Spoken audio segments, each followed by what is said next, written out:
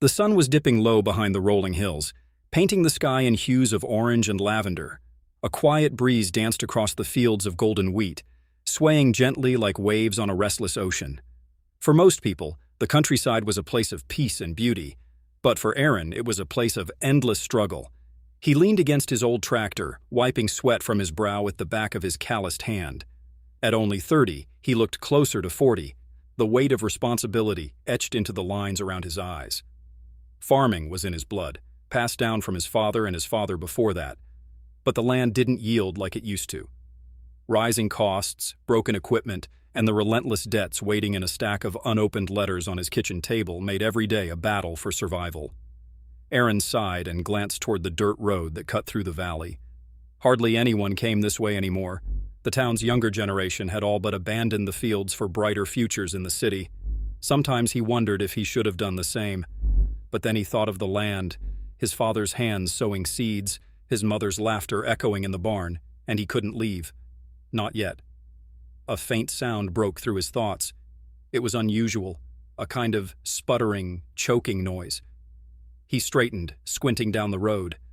A shiny silver car appeared around the bend, lurching forward before jerking to a halt. The engine coughed, whined, and then died altogether, leaving a thin trail of smoke curling into the twilight. Aaron raised a brow. A car like that didn't belong out here. Neither did the woman who stepped out a moment later. She was dressed in a crisp cream blouse tucked into fitted jeans, her hair perfectly styled, her shoes, he noticed with a hint of disbelief, high heels. She looked like someone who had stepped straight out of a city magazine and into the wrong world. She bent down, hands on her hips, glaring at the hood of the car as if sheer willpower might bring it back to life. Aaron considered ignoring it. He had his own problems, after all. But something about the way she kicked at the gravel in frustration, muttering words the wind barely carried to him, tugged at his sense of decency. He grabbed a rag, wiped his hands, and walked toward her. "Need some help?" he called, his voice low and steady. The woman spun around, startled. For a moment, her guarded expression softened when she took in the sight of him. Broad-shouldered, in worn jeans and a faded shirt, his skin sun-kissed from long hours in the field. Then her chin lifted slightly, as if she didn't want to appear vulnerable. "My car just stopped," she said, gesturing helplessly at the sleek machine behind her. "It won't start, and I don't exactly know what to do out here." Aaron gave a small nod. "Pop the hood. Let's take a look."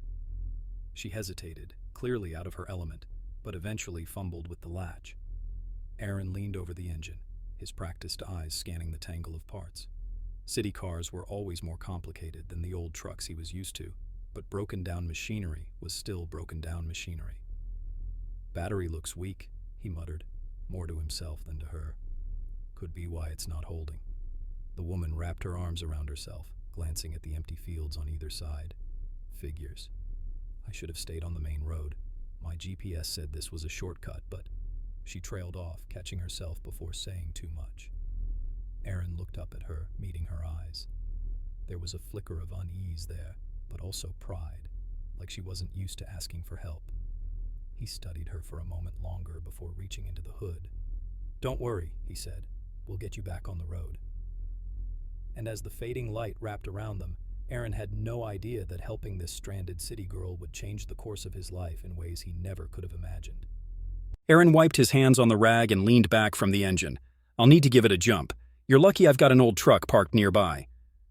The woman shifted uneasily, glancing at her car like it had betrayed her. "That would be really helpful. Thank you." She hesitated a beat, then added, "I'm Clara, by the way."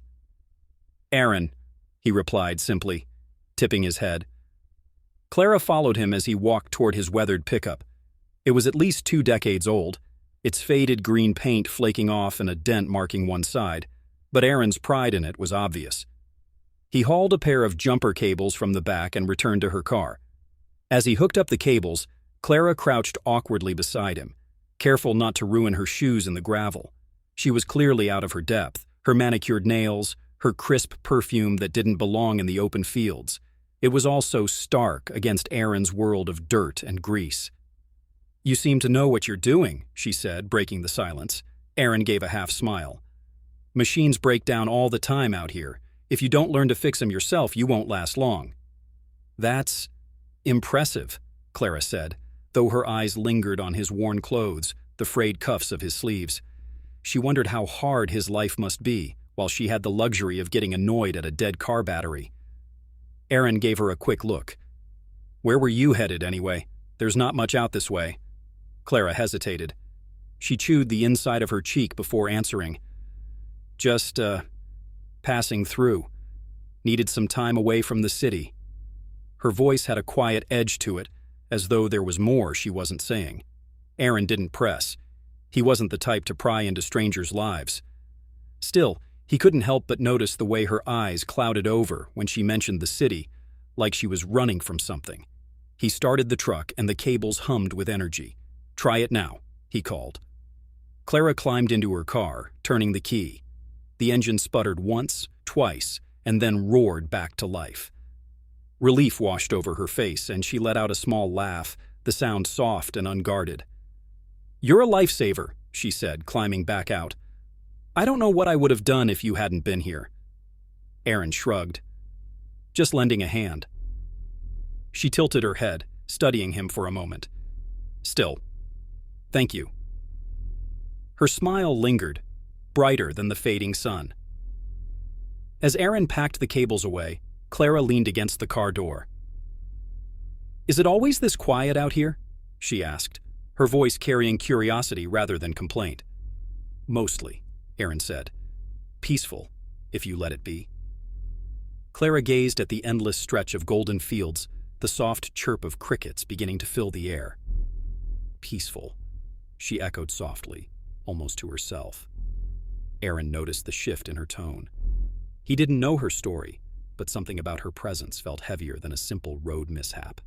She looked like someone used to moving fast, being surrounded by noise and people, but here she seemed a little lost, a little vulnerable. He nodded toward her car. "Battery might give you more trouble. You sure you want to keep driving tonight?" Clara looked at him, startled by the question. "Well, I was planning to make it to the next town, maybe grab a hotel. It's about 40 miles down the road, not much in between. If your car dies again?" He let the sentence hang. Her lips parted slightly as she realized the risk. Alone, in the dark. On back roads she didn't know. Aaron's voice was calm, but steady. "If you want, there's a spare room at my place. Nothing fancy, but safer than being stranded." Clara blinked at him. A stranger. A farmer she'd met barely 10 minutes ago. Every instinct told her to be cautious. But when she looked into his eyes, steady and earnest, she felt no danger. Only sincerity. For the first time in years, Clara considered trusting someone she didn't know. Clara stood by her car door, hesitating. The city girl in her screamed that it was reckless, going home with a man she had just met, a stranger in the middle of nowhere. But the silence of the countryside pressed on her like a heavy blanket, and Aaron's steady gaze anchored her. He wasn't pushy, wasn't demanding, just offering. She drew in a breath. "Are you sure it's not too much trouble?" Aaron gave a small shrug.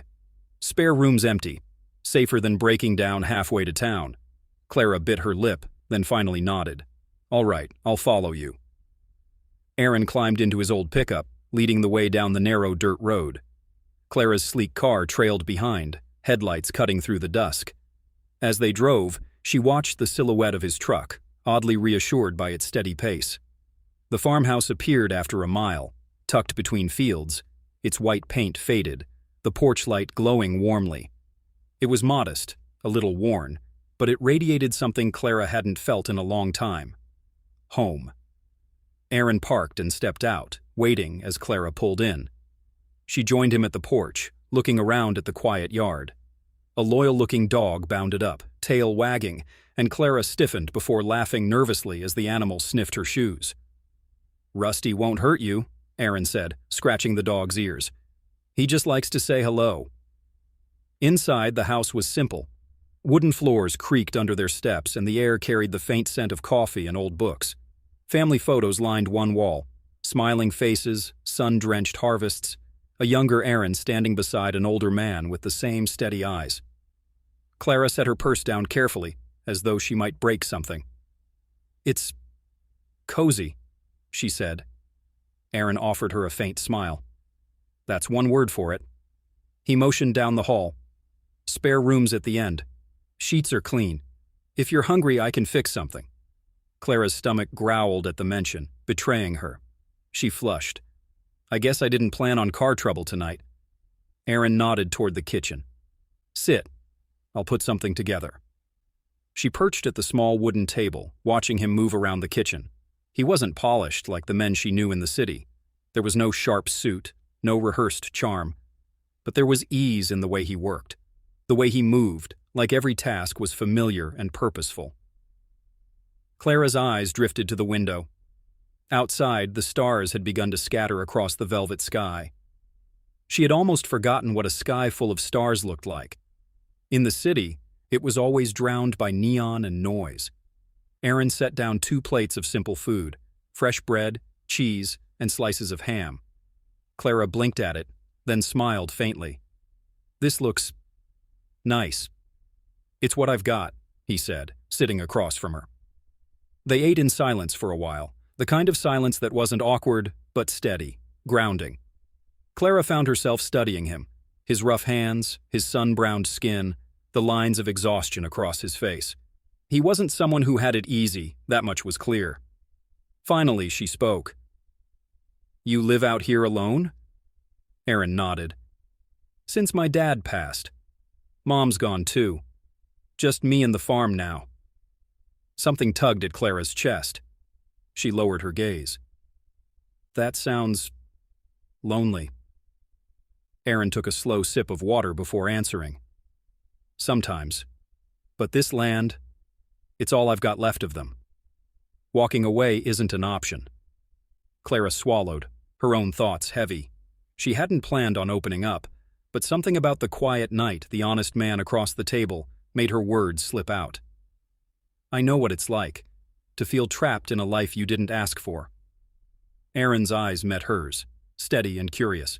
He didn't push, didn't demand more, but the weight of his gaze made Clara's chest tighten. She quickly looked away, fiddling with her fork. Anyway, thank you. For dinner. For everything. Aaron gave a small nod, his voice low. No trouble. Get some rest. Tomorrow will be better. Clara smiled faintly, though her heart was... The spare room was small but neat. A patchwork quilt lay over the bed, faded but soft, and a little window opened onto the fields beyond. Clara set her bag down, slipped off her shoes, and sat on the edge of the bed. The room smelled faintly of cedar and something earthy, something that reminded her of summers long ago when she'd visit her grandparents outside the city. She sighed, running her hands through her hair. The events of the evening replayed in her mind. The breakdown, Aaron's steady presence, the way she had agreed so quickly to come here. It wasn't like her. In the city, she kept her guard up at all times. Every handshake, every smile, every deal. Everything had strings attached. Trust was dangerous. And yet tonight she had trusted. She lay back, staring at the ceiling. She hadn't told him the truth about why she was here, about what she was running from. And she wasn't ready to. Not yet. But part of her wondered, if she stayed longer than one night, would he see through her carefully built walls? In the quiet, her phone buzzed on the nightstand. Clara flinched, snatching it up. A message glared at her from the screen. We need to talk. You can't keep avoiding this. M. Her throat tightened. She turned the phone face down, shoving it away as if the words could vanish with the gesture. Tomorrow. She would deal with it tomorrow. Tonight, she just needed peace. Across the hall, Aaron sat at his kitchen table, elbows resting on the wood, a stack of bills spread before him.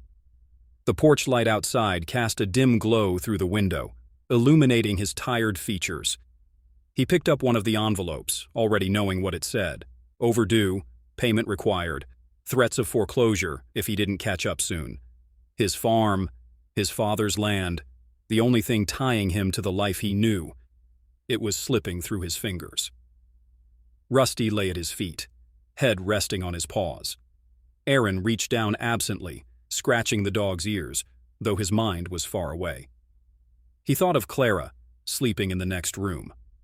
City girl. Well-dressed, polished, out of place in his world. She didn't belong here, not in his crumbling farmhouse with its creaking floors and peeling paint. And yet, there had been something in her eyes tonight. Something that mirrored his own weariness, his own sense of being trapped. Aaron shook his head, pushing the bills aside. He couldn't afford distractions, not when the farm was hanging by a thread. But the image of her, laughing softly when the engine finally roared back to life, her face lit by relief, stayed with him. The night grew still. The chorus of crickets outside lulled the farmhouse into a hush. Clara, restless in her bed, turned onto her side, pulling the quilt close around her. Aaron at the table finally blew out a weary breath and rose, heading to his own room. Two strangers, under the same roof, both carrying secrets heavier than they dared admit, neither knowing that the morning would bring choices neither of them could avoid. The first light of dawn crept across the horizon, spilling golden warmth over the fields. The rooster crowed, followed by the low rumble of cows in the distance. The farm was waking up, and so was Aaron. He swung his legs out of bed, pulling on worn boots and a flannel shirt. Another day of work, another day of trying to hold everything together. For a moment, he forgot there was someone else in the house, until he caught sight of the closed spare room door. Clara. Aaron rubbed the back of his neck. He wasn't used to company, especially not city strangers who looked like they belonged in high-rise apartments, not farmhouses with leaky roofs. He wondered if she'd be awake before he came back in from chores, or if she'd sleep through the early morning bustle. Outside, the air was crisp, carrying the smell of dew and earth. Aaron grabbed a pail and headed to the barn, Rusty trotting faithfully at his side. As he worked, feeding the chickens, checking the fences, hauling hay, his mind wandered back to her. What kind of woman just passes through the middle of nowhere, and why did it feel like she was hiding something? Meanwhile, Clara stirred in her bed. The quilt was warm, the quiet soothing, but the sounds outside, the cluck of hens, the hum of life she wasn't used to, pulled her awake. She sat up slowly, brushing her hair back, and padded to the small window. The sight made her breath catch. Aaron, broad-shouldered and steady, was leading a cow toward the pasture, the morning sun spilling over his figure like a painting. His movements were purposeful, strong, but there was something lonely about the way he carried himself. Clara pressed her fingers against the window pane, an ache stirring in her chest she didn't quite understand. In the city, mornings were chaos, honking horns, rushing footsteps, endless schedules. Here, there was only rhythm, nature's quiet order. For the first time in months, maybe years, Clara felt the tension in her shoulders loosen. A knock on her door startled her. "Breakfast'll be ready soon," Aaron's voice came, rough from the morning air. Clara smiled faintly, realizing how strange it felt to be cared for, even in the smallest way. "I'll be right out," she called back.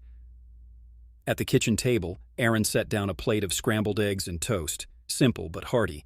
Clara joined him, sliding into the chair with a small smile. "You were up early," she said, glancing at his mud-splattered boots. "Farm doesn't wait," he replied with a shrug. "Animals don't care if you're tired." Clara laughed softly. "I don't think I've ever been awake before sunrise unless it was for a meeting or a flight." Aaron studied her a moment, his brow faintly furrowed. "City life must be different." "It is," she admitted, taking a bite. The eggs were fresh, richer than anything she'd tasted in years. "Everything's fast, loud, competitive. You blink and you fall behind." "And that's what you wanted to escape?" Aaron asked quietly. Clara froze, her fork hovering in the air. He had cut too close to the truth. She forced a smile, shaking her head. "Something like that." Aaron didn't press, but his eyes lingered on her just a little too long. Clara felt it, his steady presence, his quiet patience, and it unnerved her. She wasn't used to people who listened without demanding answers. As they finished breakfast, Clara set her fork down. "Do you need any help today? On the farm, I mean." Aaron blinked, clearly surprised. "Help?" She nodded, her lips quirking. "I may not know one end of a tractor from the other, but I could try." For the first time in days, maybe weeks, Aaron chuckled. It was a low, warm sound that made Clara's chest flutter unexpectedly. "All right," he said, "but don't say I didn't warn you. It's not easy work." Clara leaned forward, her eyes sparkling just a little. "Maybe that's exactly what I need." The sun climbed higher, spilling golden light across the fields as Erin handed Clara a pair of worn gloves. She held them up, frowning at the dirt-stained leather. "Are these sanitized?" she asked, half joking, half serious. Erin gave her a look, the corner of his mouth twitching. "They're gloves, not silverware. Put 'em on." Clara laughed nervously, but slid them over her hands. They were far too big, her fingers swimming inside. Erin turned away, but not before she caught the faintest trace of a smile tugging at his lips. The first task was simple, or so Erin thought: feeding the chickens. He filled a bucket with grain and handed it to Clara. "Just walk through and scatter it. They'll take care of the rest." Clara nodded, holding the bucket like it was made of glass. She stepped into the pen, but the moment she began to toss the feed, a rush of flapping wings and clucking surrounded her. Startled, she shrieked, stumbling backward. The chickens swarmed, pecking eagerly at the ground around her shoes. Clara dropped the bucket and scrambled toward the gate, hair falling out of place. Erin doubled over, laughter spilling from him in a way he hadn't heard from himself in months. "They're not going to eat you alive," he called between chuckles. Clara glared, brushing feathers from her blouse. "You could have warned me they were so aggressive." "They're hungry, not aggressive," Erin teased, shaking his head as he stepped into the pen to finish the job. Rusty barked happily, as if joining in on the joke. Clara crossed her arms, but her lips betrayed her with a reluctant smile. "Fine. What's next, farmer?" The next task was gathering eggs. Clara carefully reached into a nesting box, biting her lip as one of the hens stared at her with beady eyes. "She looks like she wants to peck me," she whispered. "She won't if you're gentle," Erin replied, his voice calm, steady. He reached past her, showing her how to lift the hen slightly and retrieve the egg. Clara froze, suddenly aware of how close he was, his arm brushing against hers, his warmth surrounding her. For a heartbeat, her breath caught. She quickly pulled back, clutching the egg like it was treasure. "See? Easy," she said, covering her fluster with a smirk. Erin only gave a quiet nod, though his eyes lingered on her longer than they should have. By midday, Clara was sweaty, dusty, and exhausted. She sat on a bale of hay, fanning herself with a stray magazine she found in the barn. Erin leaned against the doorway, arms crossed, watching her with mild amusement. "You didn't do half bad," he admitted. Clara raised a brow. "Half bad? Excuse me, I survived your chickens, collected eggs without injury, and didn't faint in the barn.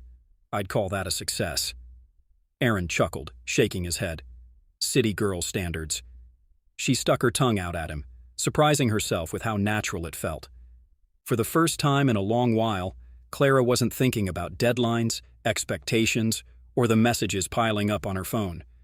She was just here, and it felt good. Her smile softened as she looked around at the fields, the quiet rhythm of the farm. "It's different here," she murmured. "Peaceful. Honest." Erin tilted his head, studying her. "And that's not something you get in the city?" Clara's smile faltered. She looked down at her hands, brushing dirt from the gloves. "No, not anymore." There was a heaviness in her words that tugged at Erin. He wanted to ask, but something held him back. Instead, he simply nodded, offering her the space to keep her secrets. The afternoon sun cast long shadows as they walked back toward the farmhouse. Clara felt a strange pull in her chest, a warmth she hadn't expected. She had come here by accident, but for the first time in a long while, she didn't feel like she was running. And Erin, though he told himself she was just passing through, couldn't shake the thought that maybe, just maybe, her being here meant more than chance. The sun dipped low, spilling amber light across the fields as Erin and Clara returned to the farmhouse. Clara's hair was tousled from the wind, her blouse smudged with dust, but there was a sparkle in her eyes she hadn't felt in years. Inside, the air was cooler, filled with the faint scent of wood smoke. Erin busied himself in the kitchen, throwing together a stew from vegetables he'd gathered earlier. Clara lingered in the doorway, watching him move with quiet efficiency. "You really do everything yourself," she said, leaning against the frame. Erin glanced up. "Don't have much of a choice. Farm doesn't run itself." Clara smiled faintly. In the city, I order takeout when I'm too tired. Here you make dinner from scratch after working all day." He shrugged as though it was nothing. "It's simple, nothing fancy." But when he set the steaming bowls on the table, Clara inhaled deeply, her stomach growling. She took her first spoonful and blinked. "Aaron, this is amazing." His lips quirked into the smallest of smiles. "Told you, nothing fancy." They ate in companionable silence for a while, the kind that carried comfort rather than awkwardness. Outside, crickets chirped and fireflies began to spark in the dusk. After dinner, Clara wandered onto the porch, hugging her arms around herself as the cool air settled in. The stars stretched endlessly above, brighter than she had ever seen. In the distance, she could hear the faint trickle of water from the creek. Aaron joined her, carrying 2 mugs of tea. He handed one to her, his fingers brushing hers briefly. The contact was small, but it sent an unexpected warmth through her chest. "This place," Clara whispered, gazing at the sky. "It feels like another world." Aaron sipped his tea, his gaze fixed on the horizon. "It's quiet. Too quiet, some would say. But I've learned to live with it." Clara turned toward him. "You don't ever get lonely?" He hesitated. The question seemed to cut deeper than she realized. "Sometimes," he admitted. "But the land, it's what I've got left. Can't walk away from that." Clara studied him in the soft glow of starlight. There was a weight in his voice, the same kind she carried in her own heart. She wanted to ask more, but instead, she found herself speaking words she hadn't meant to share. "I left the city because I couldn't breathe there anymore," she said quietly. "Every day felt like running on a treadmill that never stopped. Work, expectations, people who only cared about what you could give them. It drained me." Aaron listened, his expression steady, unjudging. "So you ran?" Clara's lips curved into a sad smile. "Yeah, I guess I did." The night air wrapped around them, the silence heavy but not uncomfortable. Clara felt her guard slipping, the walls she had built in the city cracking in the presence of a man who asked for nothing and gave without question. Aaron set his mug down on the porch rail, his voice low. "Sometimes running brings you where you're meant to be." Clara's heart thudded unexpectedly. She searched his face, but he wasn't looking at her. His gaze was still fixed on the stars. And yet, she felt the weight of his words settle deep inside her. For the first time in years, Clara didn't feel entirely lost, and Aaron, though he didn't say it aloud, felt something shift inside him too, as though the quiet farmhouse once so hollow was slowly filling with light again. The next morning, Clara awoke to the soft smell of coffee drifting through the farmhouse. She stretched, still sore from the previous day's farm chores, but oddly content. She hadn't felt this kind of quiet in years, the kind that seeped into her bones, steady and grounding. She dressed quickly and wandered toward the kitchen. Aaron was already at the table, a stack of papers spread before him, brows furrowed. He didn't notice her at first. His rough hands pressed against his temples, the weight of something heavy carved into the lines of his face. Clara lingered in the doorway, watching. It wasn't the look of a man paying casual bills. It was desperation. "You okay?" she asked softly. Aaron startled, quickly gathering the papers into a messy pile. "Didn't hear you get up. Coffee's fresh. Help yourself." But Clara wasn't fooled. She poured a cup, then sat across from him, her eyes steady. "Aaron, what are you hiding?" He stiffened. For a long moment, he said nothing. The air between them thickened, broken only by the ticking of the old clock on the wall. Finally, he exhaled, shoulders slumping. "The farm," he said quietly. "It's drowning me. I'm months behind on payments.